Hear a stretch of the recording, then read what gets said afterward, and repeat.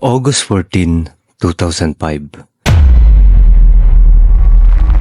Isang eroplano na tagpuang palutang-lutang at paikot-ikot ng walang direksyon. Ang flight na ito ay nakatakdang matapos sa loob ng mahigit isang oras. Pero 2 oras na ang nakakalipas, tila nasa ere pa rin ito. Lumipad ang 2 fighter jet para i-check ang eroplano at hindi sila makapaniwala sa kanilang nakita. Wala ng buhay ang mga pasahero.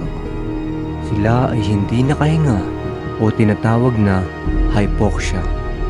Helios Airways Flight 522, tinaguri ang ghost plane, isa sa pinakamalagim na pangyayari sa aviation history. Pero saan nga ba nagkamali at bakit hindi nakahinga ang mga pasahero? Bago ang flight, chinek muna ang naturang eroplano at nag-conduct ng pressurization test. Pansamantalang ginawang manual para tingnan ang mga issue. Nang matapos ang pag-check, napag-alamang walang mali dito. Kaya kinabukasan matutuloy ang nakatakdang flight. Ngunit may isa silang nakaligtaan, ang ibalik ito sa automatic.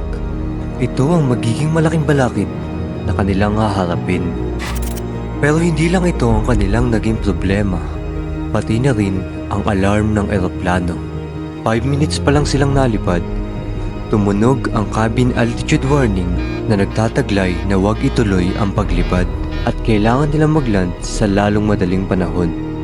Kaya lang, akala nila ito ay take-off configuration warning lamang kasi halos magkatunog lang ito. Kaya naman tuloy-tuloy sila sa paglipad.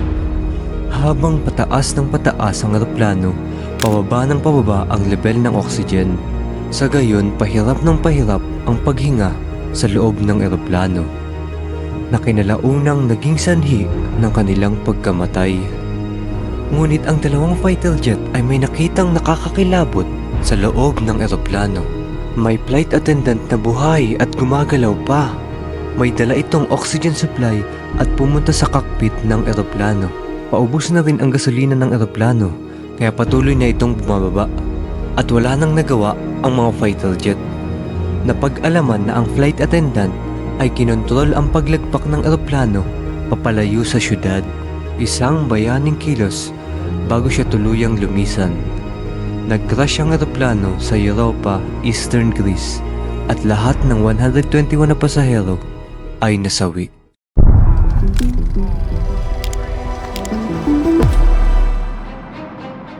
Paano kung nahulog ka sa bangka nang walang nakakaalam? Ang masama pa, ang karagatan ay punong-puno ng pating. Iyan ang nangyari kay Brett Archibald. Isang araw, sila ay lumalaot patungong Indonesia para mag-surfing. At bigla na lamang sumakit ang kanyang tiyan 1:30 ng madaling araw. Pumunta siya sa banyo at nagsuka. Pawisan na rin ako. Siguro kailangan ko rin ng fresh air, ika niya. Kaya lumabas siya at pumunta sa railing, kaso'y nagsimula ulit siyang sumuka ng 3 beses. At nung pang-4, nasilayan na lang niyang nasa gitna na pala siya ng karagatan. Nahulog na pala siya.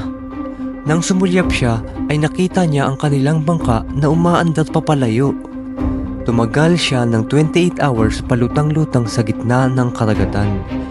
May bumangga sa kanyang pating at naisip niya na ito na ang kanyang katapusan. Sa kabutihang palad, naglangoy ito papalayo. Marami pang nagtangkang kainin siya, kagaya ng seagull, Portuguese man of war, at mga flesh-eating fish. Dahil sa magandang karakter ni Brett Archibald, napagtagumpayan niya ito at na-rescue sa Indian Ocean. Pero hindi makukumpleto ang lahat nang wala ang pinakaswerteng tao sa buong mundo. Isipin mo, isang truck driver na nagngangalang Bill Morgan na may kwentong puno ng drama at pag-asa. Hindi siya pangkaraniwang tao dahil isang araw bigla na lamang siyang inatake sa puso at naging clinically dead siya sa loob ng 14 minuto.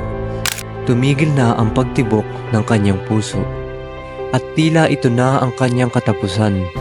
Pero himalang nabuhay pa siya ng mga medics. Sa puntong ito, ramdam niya na siya ang pinakaswerteng tao sa buong mundo. At naisip niya, paano kaya kung tumaya ako sa loto? At sa hindi ka panipaniwalang pagkakataon, nakakuha siya ng winning ticket na may kasama pang kotse. Nagkaroon na nga ng second chance na mabuhay, tumama pa sa loto. Sino ba naman ang hindi gugustuhin yan? Kumalat ang kanyang kawili-wiling storya, kaya naman ninais siyang ipalabas sa TV para iaktong muli ang mga pangyayari. At habang siya ay nag-i-scratch ng ticket, ay himalang nanalo na naman siya sa harap ng camera. To reenact buying his scratchy ticket. I just won 250,000.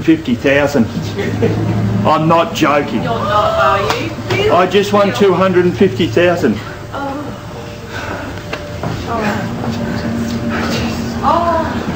So, please don't kill me. You have to. Congratulations, Phil. How are you? Fantastic. Look. I think I'll have another heart attack.